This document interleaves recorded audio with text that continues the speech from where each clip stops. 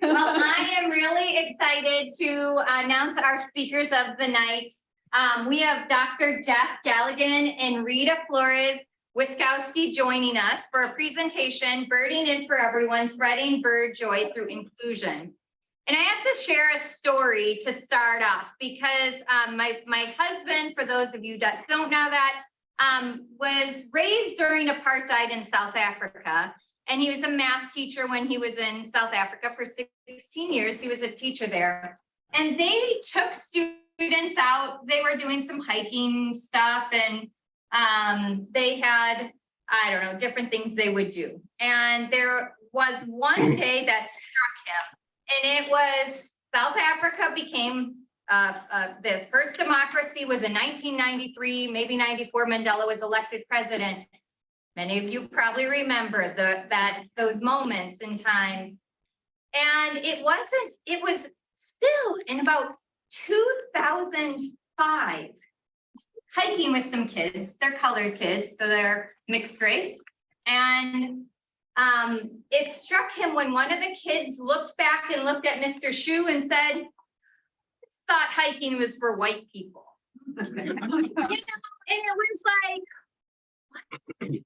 Grew up, I mean, Alvin grew up during apartheid. These kids were born free, what they say in South Africa, yet they still had the perception that the land that was pretty for hiking was for white people. And it's not like, you know, I think about that as me, myself, and I'm like, everyone's welcome. And I'm excited about the talk today because yes, we all are like, everyone's welcome, right? And I think the talk speaks to that of like, yes, you're welcome, but there's things we can do to be even more welcoming. And I'm really excited about our guests tonight who are going to sort of speak to them that piece. They would like to introduce themselves. So I'm going to step aside, run the program and run the slides from back here, and then we can do it in any Q&A can be run. Karen will be in this room for that piece. Okay. So thank you and helping me welcome both Jeff and Rita to our nights. Okay, well, we'd like to welcome you all to listen to us talk and thank you for inviting us as well. We're always happy to talk about what we're doing and share the word. It's been a great ride so far. I'll start off by saying my name is Jeff Galligan. I am a co-founder of the ByPAC Birding Club of Wisconsin. We founded this in, God, I got to remember back, 2021, June of 2021. I am also a member of the board of directors of Madison Audubon Society and the Aldo Leopold Nature Center here in Madison. And I'm on the Bird City, Wisconsin steering committee as well. I'm also a master naturalist. I teach birding 101 and warbler identification for Madison Audubon. And for me, one of the impetus for forming this club was to provide children and young people of color with, STEM related opportunities for them.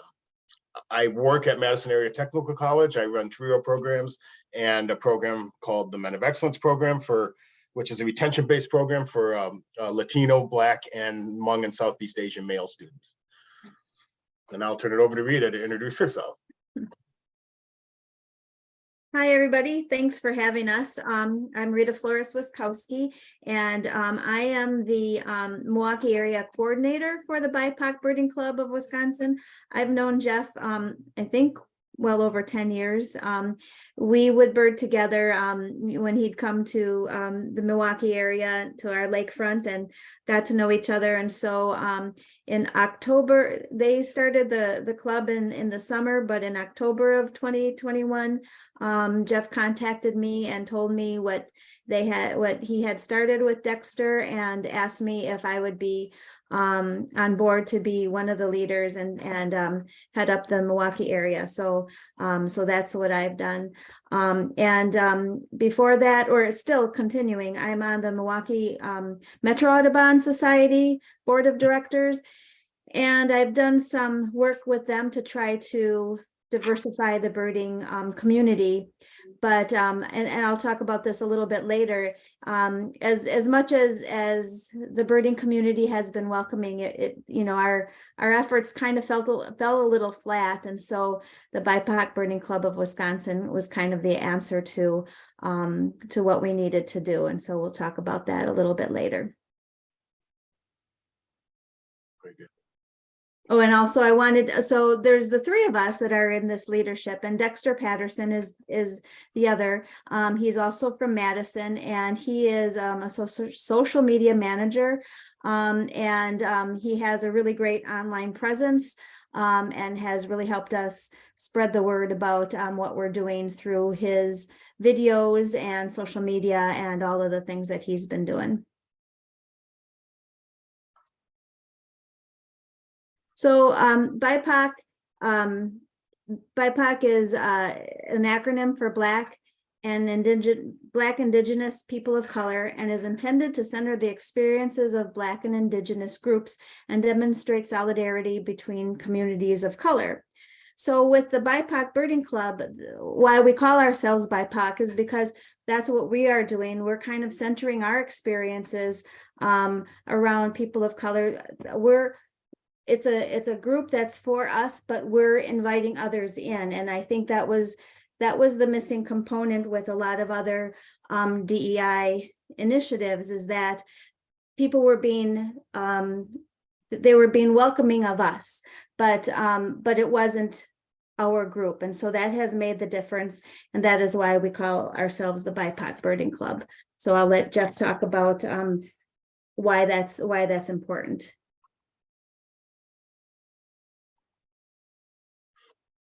All right. So why did we form the ByPAC Birding Club? Well, you know, what Susan, that story she shared, has a lot to do with exactly why, because I think in this part of the country, a lot of people of color don't see the outdoors as a safe place for them, and a place where they feel comfortable carrying binoculars and cameras and things like that, because you don't see a lot of that diversity in the outdoors. And so we really wanted to change that and to provide a space where people could come and feel safe and comfortable. And, you know, and it really came about partly because of that lack of diversity in the birding community in Wisconsin. I've been birding in Wisconsin a long time, and I've been all over the state. And I just don't see a whole lot of diversity. And I've always felt like that's something that should be available to people. And I think it becomes more of a matter of showing people that people like them are doing this kind of thing. And we're starting to see more of that all over the country, which has been really heartening to see, because everybody should be outdoors and everybody can benefit from being outdoors. And Rita will talk a little later about some of those benefits, just in terms of physical and mental well-being. We had the desire to create opportunities and community for people of color and allies.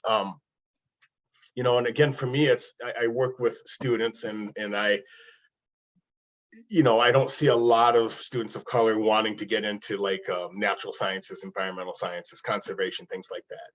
And, you know, I'm trying to slowly chip away at some of that and provide some of those opportunities. And it's been great, because the connections I've made through this club throughout the state have allowed several of my students that I work with to have internship opportunities and mentors and connections that they otherwise would not have had. Which has been really great to see. There's a lot of people in the state that want to see these things happen and are really, really conscientiously trying to find ways to make this happen. So it's been a real rewarding and experience for me, and it gives me a lot of hope for the future. So here I got to move the. There we go. To provide children of color the chance to see people of color as birders. It's kind of the thing, if you see it, you can be it. And a lot of kids don't see it. So we're trying to show them that, so that they can see themselves as that, if that's something they choose to do. I think oftentimes young children of color are steered towards career paths and things that people think fit for them, rather than giving them the opportunity to explore anything that makes sense to them. And so we're starting to form those things right now. And we're working on things like pipelines with mentorship opportunities and long-term internships from the time they're young, like before 6th grade, so that we can start to expose people to these career paths that traditionally haven't been open to them. To promote and discuss mental health and the benefits of the outdoors. I mean, there's just so much research coming out about just even hearing bird song, what that does to your mental health. And so that's another reason to be outside. I mean, we all know the pandemic has been difficult for all of us in one way or another, or many ways. And so, and I think a lot of people discovered birding and things like that, and other outdoor activities during the pandemic.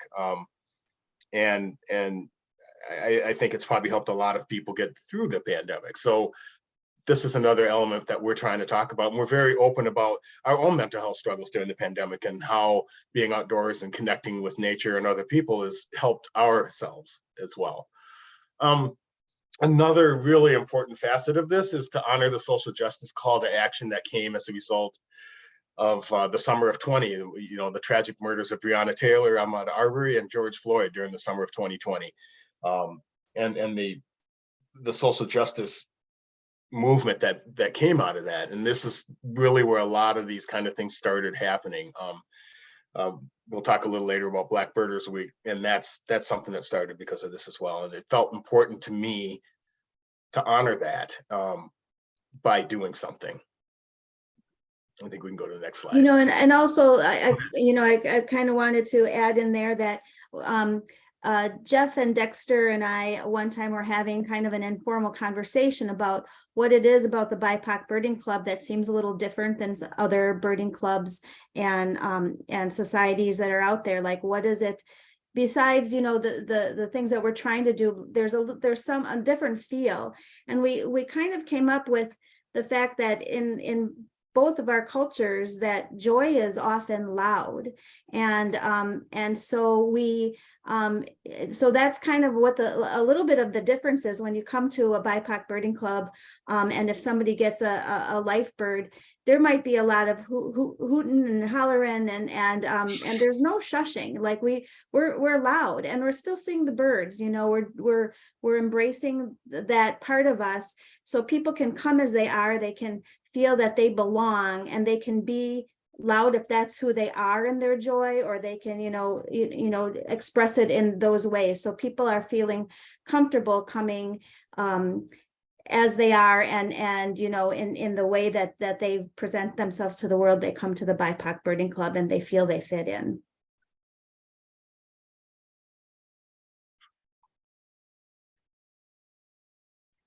So as Jeff mentioned, research has shown that there are benefits of birding in nature.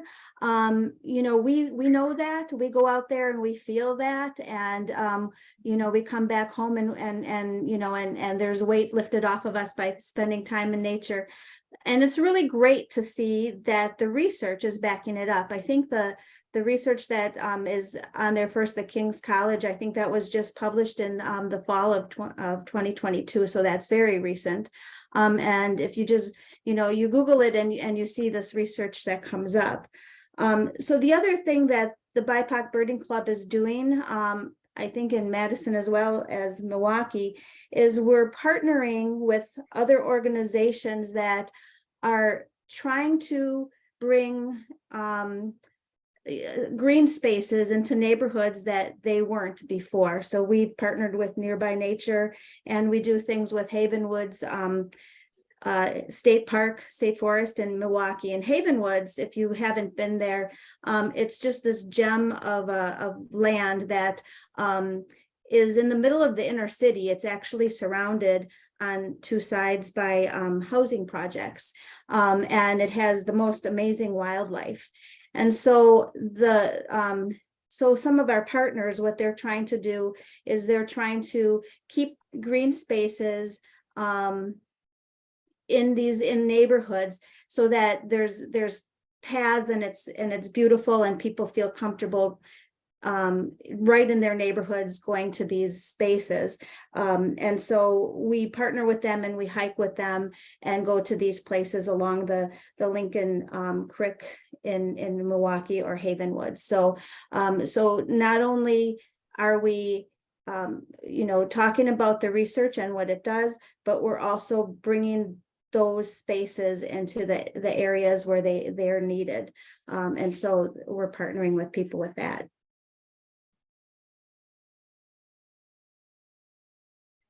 And the other thing about the, so here's some more research that says that birding benefits, birding in nature are beneficial. And so I also wanted to say that, like, just being out in nature, exercising, using your brain in wonder and discovery, those things we know are beneficial. But also, I think we're evolved to get benefit from birdsong, because where birds are thriving, people thrive. Where birds are, there's water and there's food and there's shelter. And so we've kind of evolved to enjoy birds and to look for those sounds and that activity. And so it makes sense that we should get these benefits by being around birds and being in nature. So as I was talking about a little bit before, one of the motivators for forming this group were the murders of George Floyd, Ahmaud Arbery, and Breonna Taylor. And then there was the Central Park incident on May 25th of 2020, where that confrontation between Amy Cooper, a white woman walking her dog, and Christian Cooper, who was a Black man who was bird watching in a section of Central Park known as the Ramble, which really led to a national dialogue on racism and white privilege, inspired a social justice movement in the environmental birding, outdoor communities, et cetera, to get people of color outside. One of those first things that was formed was Blackbirds Week, which was created by a group of STEM professionals and students known as the Black AF in STEM Collective in 2020 after the Central Park incident. This organization aims to boost recognition and representation of Black people enjoying and studying the natural world. Dexter and myself did a blog feature for the Madison Audubon Society for the first Blackbirds Week, which was 3 years ago. Last year we had, it's now a week of activities annually across the country. We had Wisconsin's first Blackbirds Week event last year, which was a collaborative between ourselves, the Henry Vilas Zoo, and the Madison Audubon. We had, people lead walks and got to see birds that, from the zoo and had breakfast. It was really nice, a nice event. And we are now on our second annual Blackbirds Week event. This year it will be at the St. Croix River Watershed in partnership with Wild River Conservancy. And we're going to do like some kayaking and owl prowls and things like that. And this has been really good because it really has started to kind of form a cohesive movement of birders of color in the outdoors. And there's all kinds of really neat groups forming all over the country that are really aiming to get people outside. And it's just kind of changing the narrative on that and how people of color see themselves in relation to outdoor spaces, and whether it's urban or rural or suburban. And I think we can go to So we've been getting a lot of exposure. We believe, we're pretty sure that we are the only group in Wisconsin that is doing a birding group for people of color. So we've been featured in over 50 publications, and that's magazines, newspapers, newsletters, online, printed, all of that, television, news stories, and podcasts. So quite a bit in just a year and a half that we've been around. The recent media exposure has been through Audubon Magazine, Birds in Bloom, and WPR. So these are all organization or news media that are interested in the DEI efforts that we're doing. And this has led to a lot of collaborations and other interests. In fact, we have just heard that we are going to be getting an award from the Wisconsin Society of Ornithology this spring for for the work that we're doing. So we're proud of that. We're still going to hear more because that's kind of a new thing that we just found out. The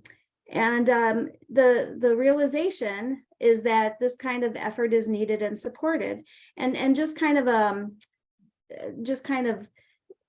you know, what I've kind of realized is I'm on the board for the Wisconsin Metro Audubon Society, and we've tried to do a lot of things to bring DEI initiatives to bring them to success through the Wisconsin Metro Audubon Society. They're a very warm, welcoming group, but it hasn't really worked out. And it's, you know, and it's because it's not because of anything that they have done, because you know, we've done a lot of great things, but it's not getting the people, you know, it's not getting it's not diversifying birding. So, you know, this is helping us to reach those people and for them to kind of to partner with us. And so we're helping to diversify some of the places and groups that we're partnering with, and they're helping to bring great experiences to our members. So it's really,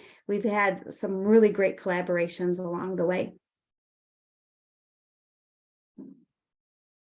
This is a screenshot from an article that was in the Milwaukee Journal Sentinel.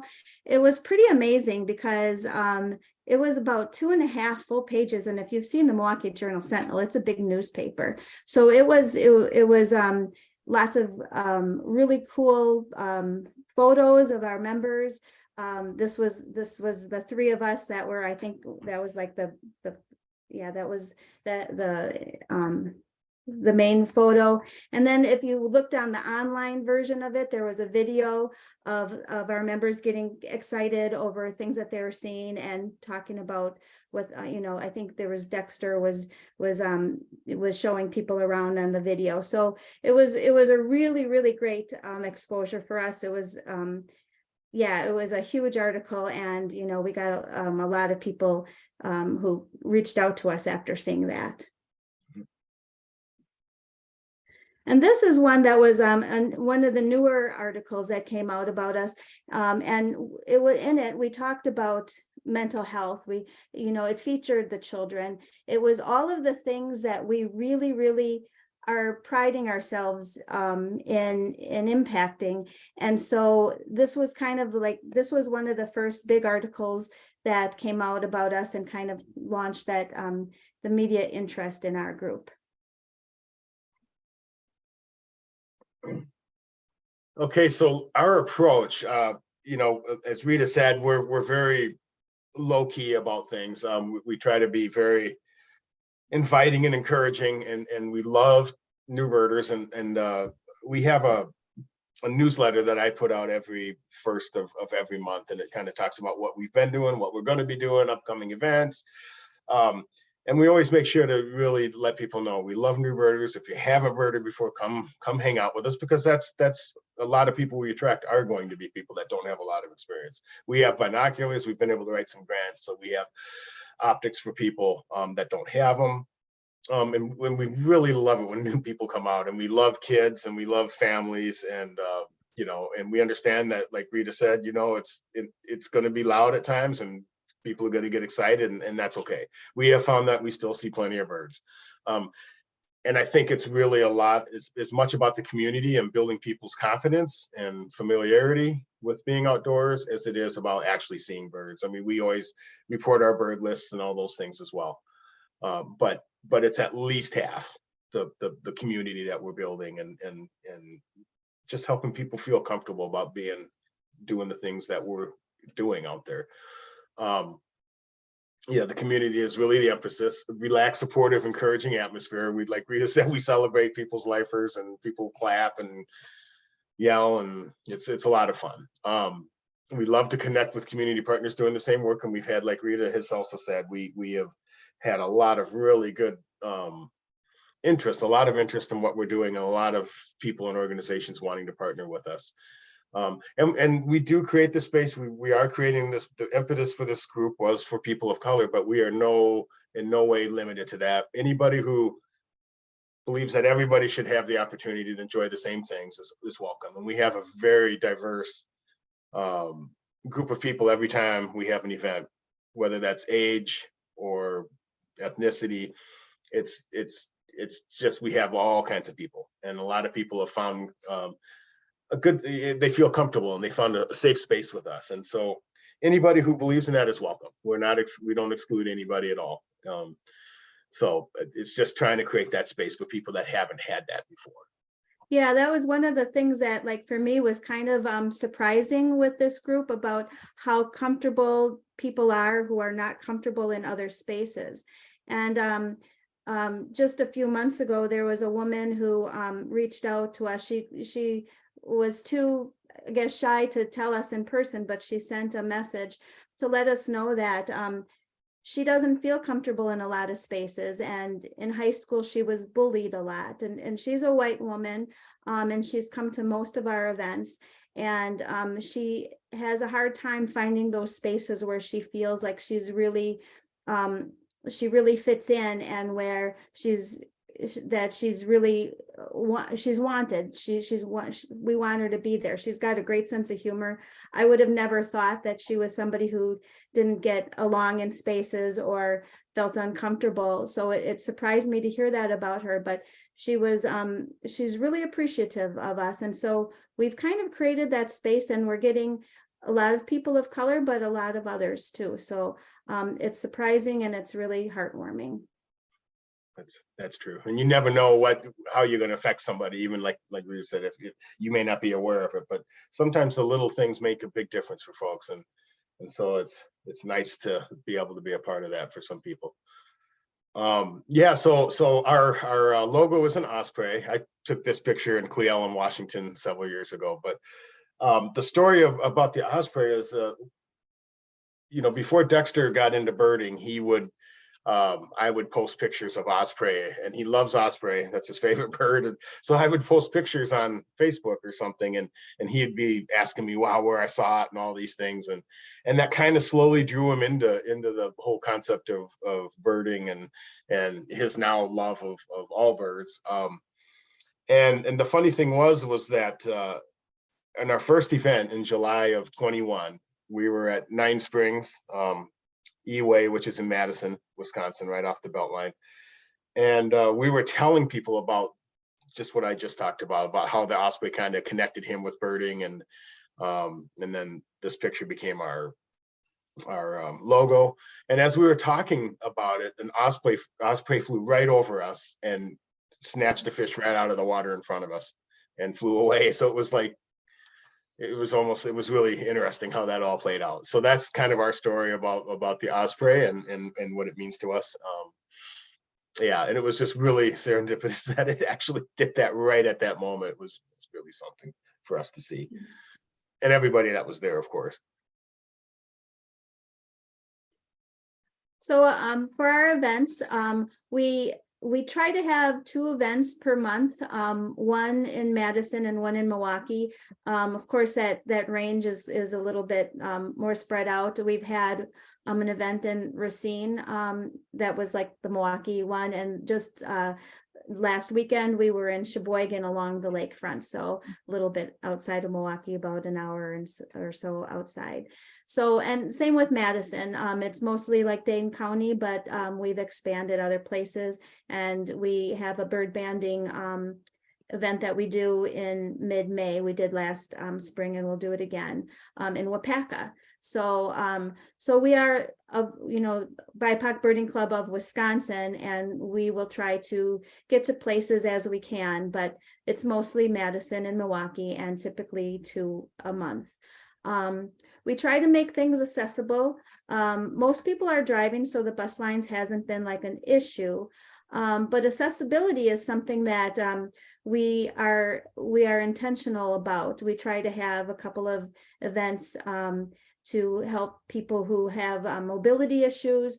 We've have monoculars for people who have who only have sight in one eye.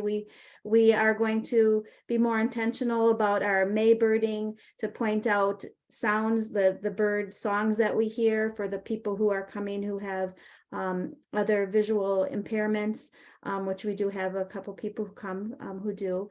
And so we're letting people know in our newsletter what to expect. You know, is there bathrooms? Are there places to sit? How much walking? What do the paths look like? So that people can make a decision for themselves if this is something that they would be comfortable coming to. And because of that, we've had people who have come who are in wheelchairs or who have disabilities. And so that's been kind of nice to be able to include people.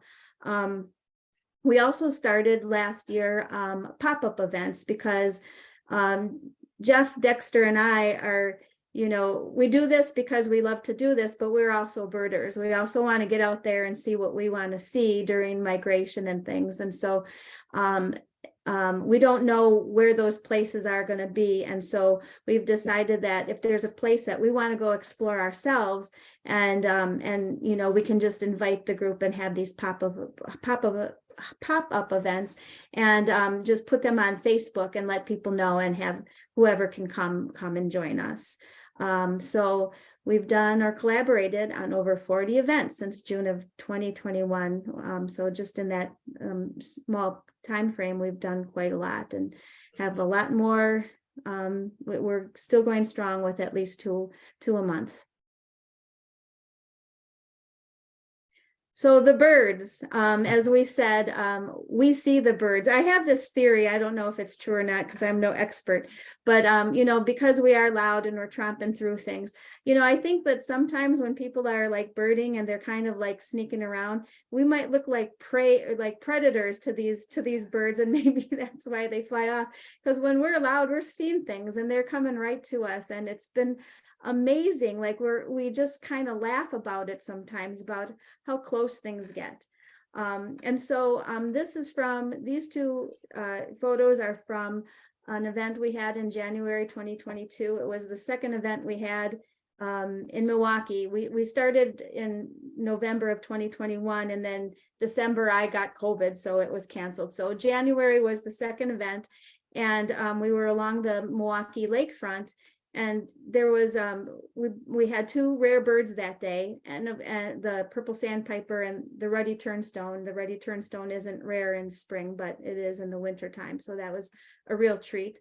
We also had a snowy owl and a blackback gulls and a bunch of ducks. So we just had, it was really cold, but we had a great group, and most of them lasted the whole time.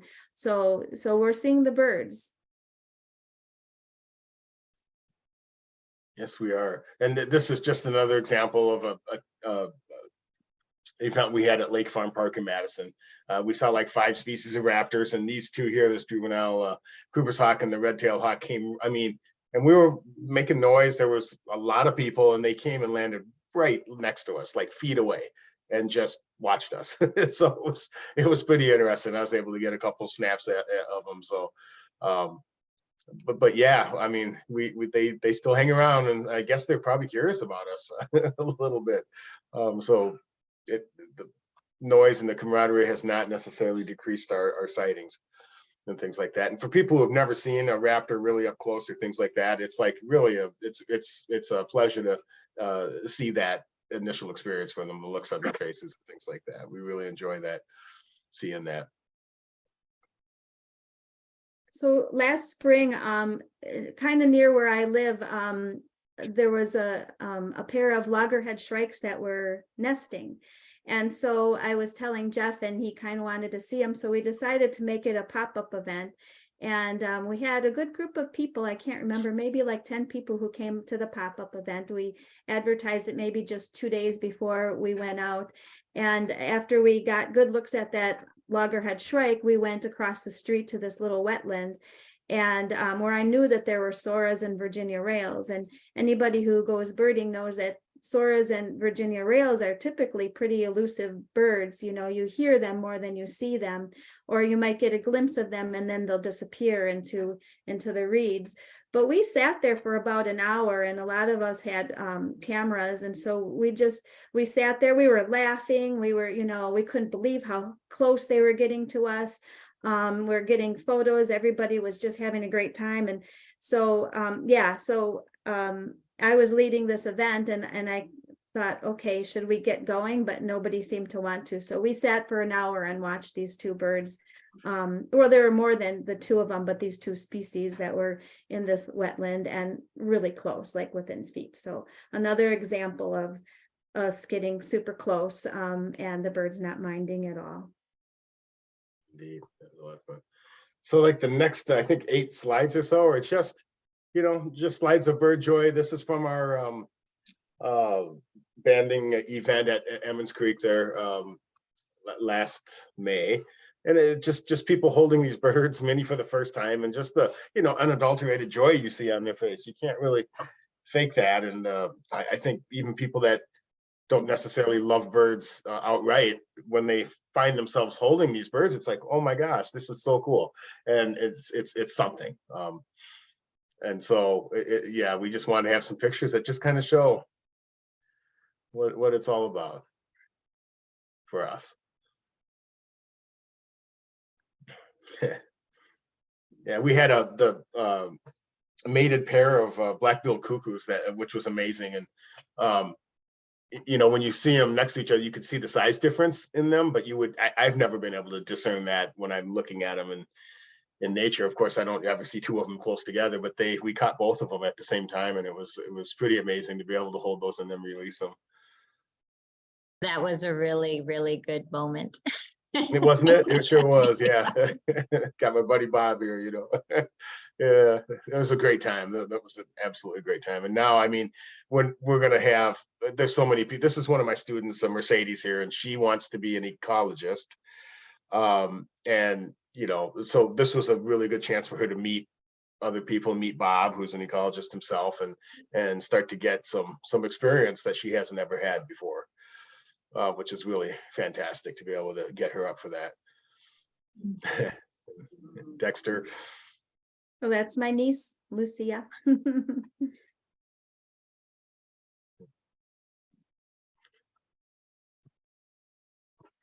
All right.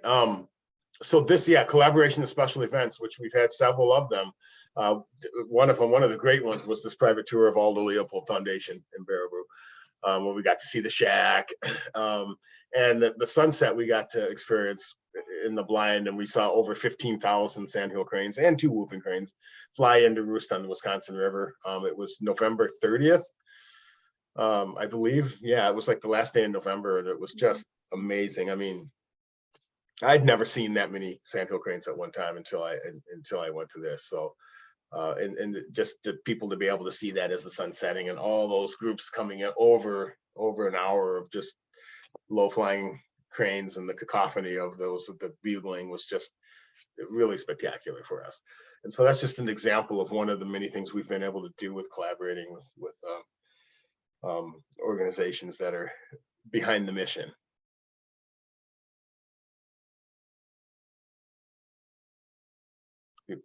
And this is another special event that we had, which was the Blackbirds Event last year at Henry Vilas Zoo. Again, the collaboration with the Madison Audubon, Henry Vilas Zoo, and our club. We have a member, Roman, who was 7 years old at the time, and he was a co-lead of one of the 20-person birding walks. And it's been wonderful to have him as a part. He wants to be an ornithologist. What's his life list? He's probably pushing 200 birds now, I think. He's amazing at identifying birds by sound. He's just driven. And so he gets, you know, all kinds of stuff. People are donating books to him and buying him things for his birthday. And Rita, just somebody she knows, donated a camera for him to start taking pictures and things like that. So it's been really, for me, that's exactly what I wanted to see, was that kind of thing, where Yeah. when I was his age, I didn't have any opportunity like that whatsoever to engage in this kind of thing. And now Roman's, you know, he's coming up as a young black male, with seeing other black folks out there doing this kind of stuff. And that's going to allow him to believe that he can be exactly what he wants to be. And that's priceless right there. Yeah, he takes it quite seriously. When we went to the Horicon Marsh, he had written in his like little 7-year-old handwriting pages of what he might see at the Horicon Marsh. He did some research on it, and he, you know, checked them off one by one as he was seeing things. And super excited and really knowledgeable. He knew even things that he had never seen before. He knew what they were because he studied beforehand. So hopefully we're going to get back to the Horicon Marsh, and we'll have Roman lead that too, because I think he'll do a great job. Absolutely. And it's nice to be able to inspire people to lead things, you know, to give people those opportunities to be leaders in our club as well. And that's something that we are always willing to do and want to do. So how do we attract members? You know, our outreach, that's like the biggest thing. We collaborate and get community involvement, as we've talked about. The macro level, the support of key partnerships: Wisconsin Society for Ornithology, Madison Audubon, Natural Resource Foundation, Feminist Bird Club. We've done a lot of things with them, and Birdability. We put in the work to do special events, connect with the community, newsletters. Jeff puts out a newsletter once a month that has the upcoming events, plus a recap of the events that we've just had, kind of to get people excited. That's filled with photos, so it's really fun to see. And social media. Dexter has a great online presence. You might be following him on social media, and so just his energy is helping us to reach younger people. But we attract members also just by being who we are, and because we are the only bird club out there that's for people of color, and so that's been getting people to be curious about us and curious about birding, and so that's been getting people to our events. And just this past weekend when we were in Sheboygan, the group from the Noel Cutright Bird Club came out and welcomed us, and were part of that walk. And and they were really excited to have us there. So I think we've had people from Sheboygan reach out to us and want to have more events there. So I think what the next step for us to attract members is maybe to broaden our geographic area if we can. So we'll be working on that. I know our event up at St. Croix, there's going to be some other organizations joining us as well that might lead to perhaps having a chapter somewhere in northern Wisconsin, which would be really awesome. We'd really like to see that happen. And yeah, social media. So as Rita said, Dexter's kind of our social media guru, and we have 704 Facebook members in our ByPAC Birding Club Facebook page, 1,405 Instagram followers as of last week. Which again, he's got a strong Instagram presence, and so he does a lot of cool videos and things like that he posts on there, and that's really drawn a lot of people from all over the world to follow us and him. And we have 368 Twitter followers. So it's for us, it's all about spreading the bird joy, educating and entertaining, networking and promotion, and just again, familiarizing people with the idea that birding and outdoor spaces are for everybody. And, Dexter having the presence he does on Instagram does reach a lot of young people. I'm not a huge social media person myself, but he does wonders with getting this younger generation interested in what we're doing. And we've also kind of learned just recently that social media is helping us reach, older people who maybe can't get out, and they're enjoying what we're posting, and then they're posting photos of their feeders that they're taking from their kitchen windows. And so, they're enjoying what we're doing too. And so it's just another you know, another way that we're reaching people, even if they can't come to the events themselves. Good point. So, so this is another way that we're reaching people, live streaming events. Dexter's Who Wants to Help Me Find videos where, you know, he says, "You're ready, let's go." And then he goes and finds a bird.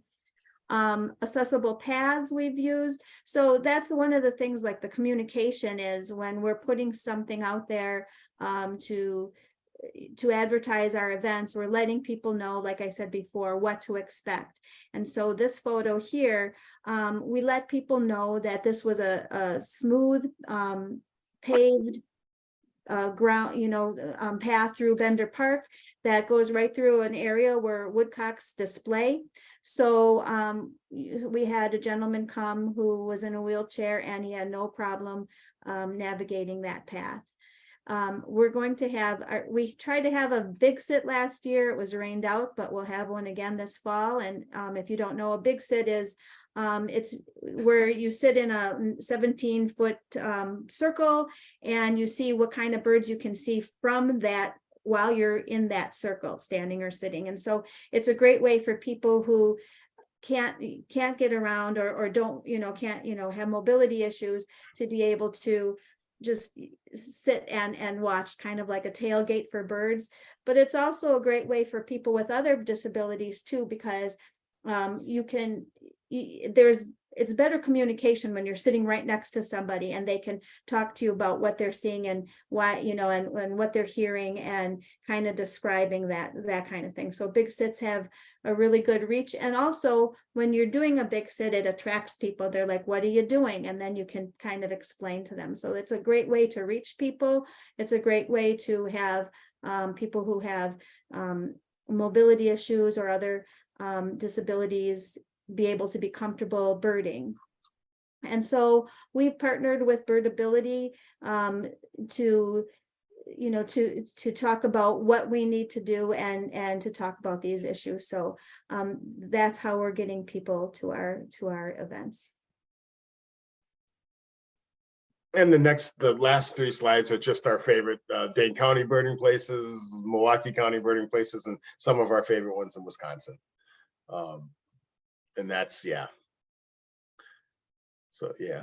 Yeah, so the first one on here is the lakefront, because Milwaukee County, pretty much from the southern part of Milwaukee County all the way to the northern part, is almost all parks. There's, you know, a few places in between that are not, but we've got a great lakefront, and then we've been taking advantage of that with our events. And some of these other places are other places that we've gone to, and we really have had a great time.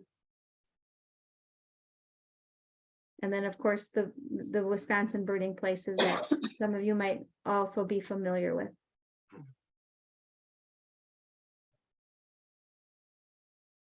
And that is our presentation. If anyone has any questions, we would be glad to answer them. Or Susan, however you'd like to. Yeah, there's a question actually in the chat that I can ask to the group. I'm going to just stop sharing so we can all see. Do you have any suggestions on how to attract greater diversity to Audubon and other conservation group organizations, events in smaller communities of Wisconsin, like Stevens Point and Wausau, for example? It is essentially how you stated that you attract your members. Is it essentially how you stated that you attract your members in this presentation? Janet, if you wanted to come off mute and do any clarification, please feel free. Yeah, no, I just I think there were some good suggestions in what they said.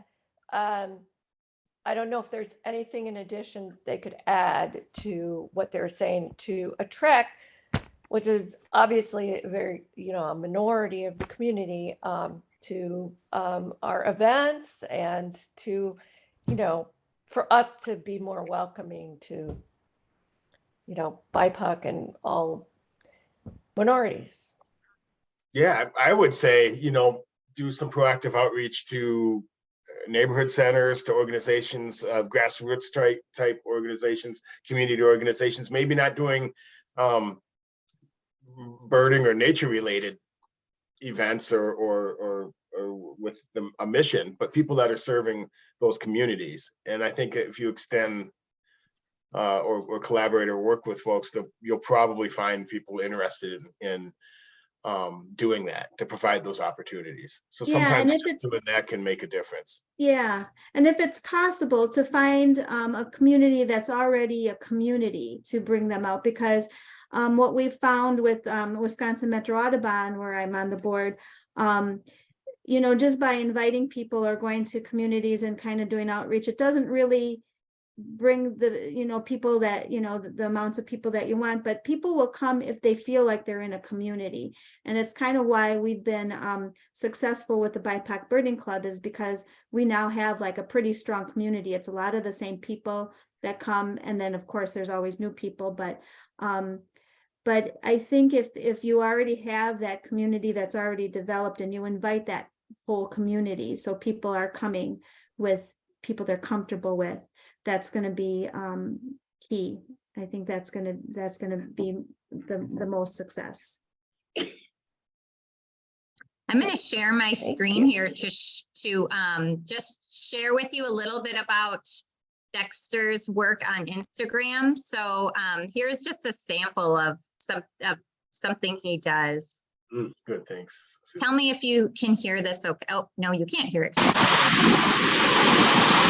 If I can start it again. Oops. Who wants to help me find the brown booby? You ready? Let's go. We're doing it a little different today. We out here on the water. The Mississippi Valley Conservancy. So beautiful out here, y'all. There it is, y'all, the brown booby. The first time it's ever been recorded in the state of Wisconsin. There it is. The brown booby. I am zoomed in a ton. Look, I'm so far away. Y'all, trust me, I am not trying to scare away a bird that came here for the first time. It's flying. It's coming back this way. It has not been shy. Oh my God.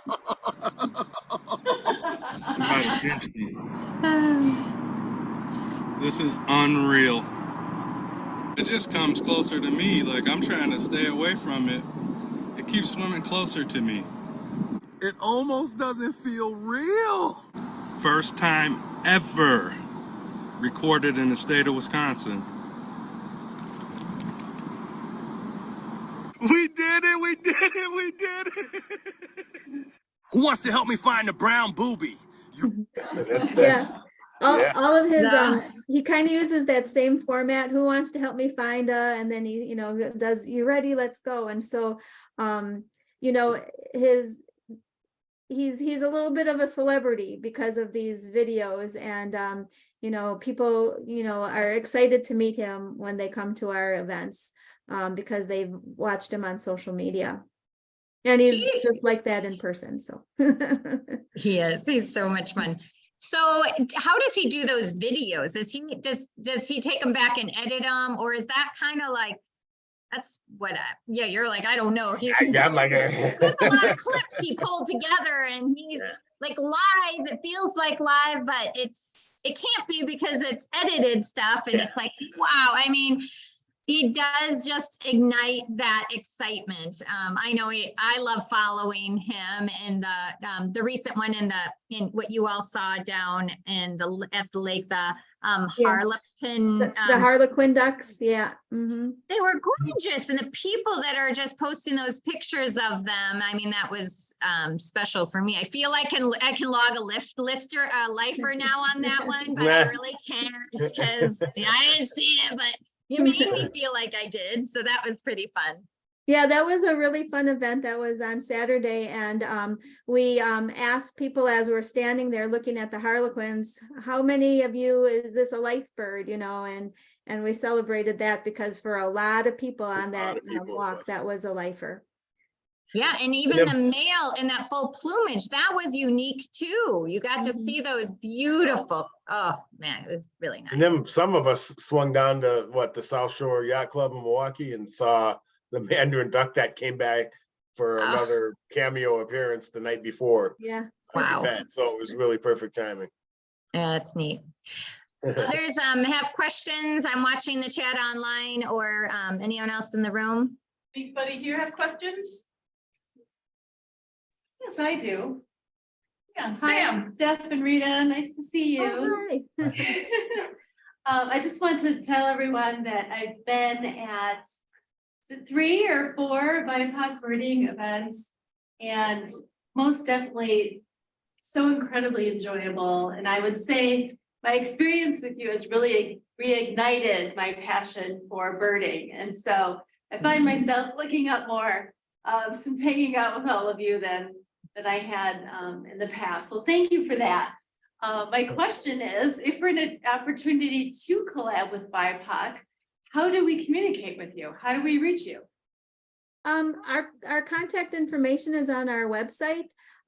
We have 2 emails. I think our phone numbers are on there too. But we have 2 emails, one that goes to me, it's the Milwaukee, and one that goes to Jeff and Dexter, the main ByPAC birding club. But a lot of people send it to both emails, and then, yeah, a lot of people are asking us to do things in May, and that's pretty hard. But but we, if people reach out and have an interesting idea, most of the time we'll do that. We'll do, we'll fit it in somehow, and yeah, collaborate with our, whoever is interested.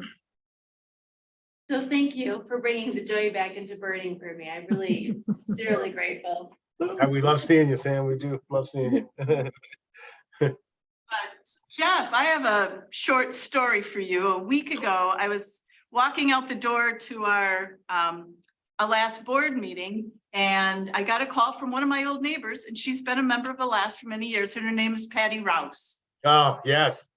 And she said, will you please say hi to Jeff for me? She has such wonderful memories of tromping the forests of Nicaragua and birding with you. So. Yeah. We've communicated a couple times. She couldn't make it today, but we reestablished our contact. Yeah, it was great. That's great. great. Tell her I said hello right back to her. So. Yep, will do. That's awesome. I love Patty. Yeah. Thank you. Anything else from anybody? So the big takeaway of the night for me is, when you go birding, go ahead and make some noise. Yeah, I mean, yeah. Don't act like a predator, because yeah, gotta be loud. They're making way too much noise to be dangerous. Yeah.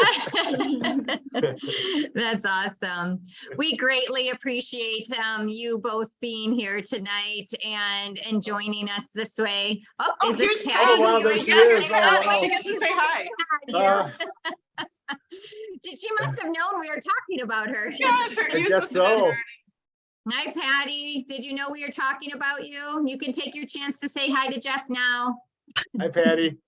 Hi, I don't have a camera though. Let me It's see. okay. I We can can hear hear you. Hi, Jeff. Yeah, my class was just over. All right. Well, I'm glad you could stop by. Yeah, and I will, I'll watch the YouTube. Yes, we've got it That sounds recorded good. for you. Wow. I just want to That sounds remind good. everyone in our club that we do have a DEIB. So we add the belonging to ours that we're exploring how to be more. There you are, Patty. Yeah. Figured it out. Hi, Jeff. Hi, Patty. Good to see you. And so we hope to add a little bit more information like you all stated of when there is accessibility. Why don't you explain, make sure you include that to say what's the paths like, how long you're going to go out. Yeah. That's one thing we discussed about our field trips coming up that we're bringing back, and we have a student who is leading our kind of committee on different ways we can be more inclusive. And I think your talk today reiterated a lot of those efforts that we are looking to add. It's not even effort to add, it's just a messaging, I think, for not doing anything more and putting more on the volunteers, but just remembering and being more mindful about how to, use the language of letting people know that we're going to do a special, if we're going to do special listening to birds, maybe there's people that would engage more through that. And so I'm excited about those pieces. And I feel like your talk really reiterated a lot of that effort that we discussed at our last board meeting too. So Wonderful. Yeah. It can make a difference. Yeah. Yeah. it obviously does. Yeah. And I know we do a lot of field trips as well. And I think, this is really helpful, I think, for us too. And if you have other questions that you think of later, we're easy to reach, our contact information is on our website, or through Facebook. Okay. Yeah, right. Or Great. email. Yep. You got all the And I'll be contact. seeing you all in May at Yes, you Wapaka will. Biological Yes. Field Station. So I'm Yes, looking you will. forward to that. And we That'll be might see great. those cuckoos again. Yeah, we might. Yeah, it'd be really exciting. So. That'd be great. So with that, I want to thank you all. This weekend is Blackbird feeder watch. So get on your eBird and start logging what you're seeing at the feeders, and all that data does matter. So enjoy watching those feeders while you're drinking morning coffee. To learn more about that, you could go to the Audubon website. It's a partner project with the Ornithological Society, the Cornell Lab, of Ornithology, and eBird, and there's a few groups actually that now partner on it. So you can just look at the Bird Day, I think it's birdday.org, and learn more. So hopefully many of you will be participating in that. And next month we have a speaker on squirrels. Yeah. Don't need them because they outsmart you. So, and that is going to be by Chris Yonke. He is a professor at the University of Stevens Point in the Wildlife Department, who will be bringing that talk on squirrels. So with that, thank you all very much for being here tonight. If you are here at Lincoln Center, go ahead and enjoy the snacks that Karen brought as well. And congratulations to all the drawing winners for the night. Oh, one more thing. Yes, Rita. The ByPAC Birding Club has an event this Saturday at the UW Arboretum, right, Jeff? Yep. Is that where it is? Okay. Yep. So Yep. if anybody Great. is interested in joining us and seeing what we're all about, come on. We'll be there at 9 o'clock, starting 9 to 11. Wonderful. Thank you. Wonderful. All right. Thanks all, and have Thank a you good So night. much. Great seeing you, Patty. Yeah, good to see you, Jeff. You're looking younger than ever. Oh, my goodness. Well, thank you.